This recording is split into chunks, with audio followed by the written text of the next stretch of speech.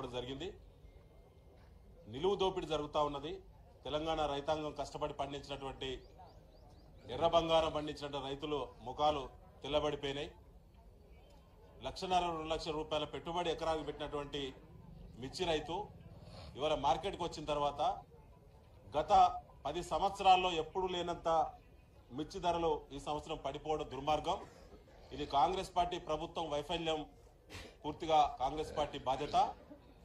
వారికి ఏమాత్రం కూడా అవగాహన లేకపోవడం మార్కెటింగ్ వ్యవస్థ పైన.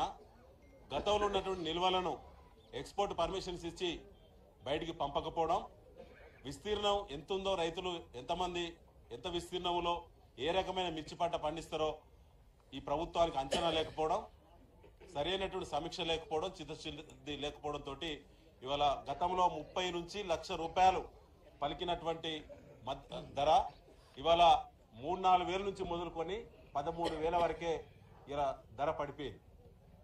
ఎంత మంచి రకాలైనా 13,000 లోపే. అంటే ఇది దుర్మార్గం. ఇది నిలువు దోపిడీ జరిగింది. రైతులు గత సంవత్సరం కూడా ధరలు మళ్ళా వస్తాయేమో, పెరుగుతామని చెప్పి ఆశపడి కోల్డ్ స్టోరేజ్లో నిల్వలు పెట్టినటువంటి రైతాంగం పరిస్థితి మరీ ఘోరం.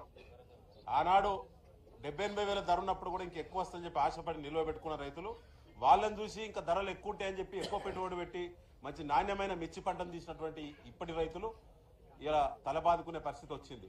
కాబట్టి ఆనాడు కేసీఆర్ గారు ప్రభుత్వం ఉన్నప్పుడు ఇదే వరంగల్ జిల్లాలో రైతులకు పంట వివిధ పద్ధతుల్లో నష్టం జరిగితే 110 కోట్ల రూపాయలు తీసుకొచ్చి రాజకీయాలకు అతీతంగా రైతులందరికీ ఆనాడు నష్టపరిహారం ఇచ్చినటువంటి ఘనత కేసీఆర్ గారిది. ఇవాళ చూసైనా బుద్ధి తెచ్చుకోండి. ముఖ్యమంత్రి రేవంత్ రెడ్డి గారు, ఈ జిల్లాకు చెందినటువంటి మంత్రులు సురేఖ గారు, సీతక్క గారు, ఈ జిల్లా కాంగ్రెస్ పార్టీ ఎమ్మెల్యేలు ఒక్కనాడు కూడా రైతుల గురించి మాట్లాడటం లేదు. ఒకనాడు కూడా గ్రెయిన్ మార్కెట్ లో జరుగుతున్నటువంటి లావాదేవీల గురించి ఒకనాడు కూడా మాట్లాడట్లేదు. కుంభకోణాలలో మాత్రం మీ పాత్ర స్పష్టంగా ఉంటది. రైతులు పండించినటువంటి ధాన్యం కుంభకోణంలో పైసలు పంచుకుంటారు. రైతులు పండించినటువంటి సిసిఐ కొనుగోలులో, పత్తి కొనుగోలులో జరిగే కుంభకోణంలో పైసలు పంచుకుంటారు. ఇలా మిర్చి సంబంధించినటువంటి లావాదేవీలో కూడా మీ హస్తం ఉంటుంది. కానీ ఏ ఒక్కనాడు కూడా మీరు చిత్తశుద్ధితో పనిచేయడం లేదు. ముఖ్యంగా కాంగ్రెస్ పార్టీ మేనిఫెస్టోలో స్పష్టంగా చెప్పిళ్ళు, తక్కువలో తక్కువ 15,000 నుంచి ధర పైకే ఉంటుంది మా ప్రభుత్వం వస్తే అని చెప్పిళ్ళు. ఇలా ముఖం ఎక్కడ పెట్టుకుంటారు కాంగ్రెస్ పార్టీ నాయకులారా? ఇలా 15,000 ధర అని దిక్కే లేదు. 15,000కు ప్రారంభం అన్నారు. అంటే 15,000 నుంచి 1 లక్ష రూపాయల వరకు వస్తాయని చెప్పి మిర్చి రైతులు ఆశపడి ఓట్లెత్తే ఇవాళ నట్టేట ముంచిళ్ళు.